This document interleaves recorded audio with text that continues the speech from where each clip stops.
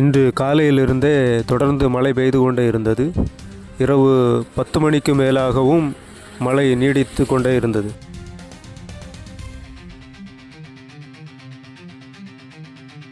பகல் முழுவதும் மழை பெய்து கொண்டிருந்ததால் மக்களுடைய இயல்பு வாழ்க்கை பாதிக்கப்பட்டது.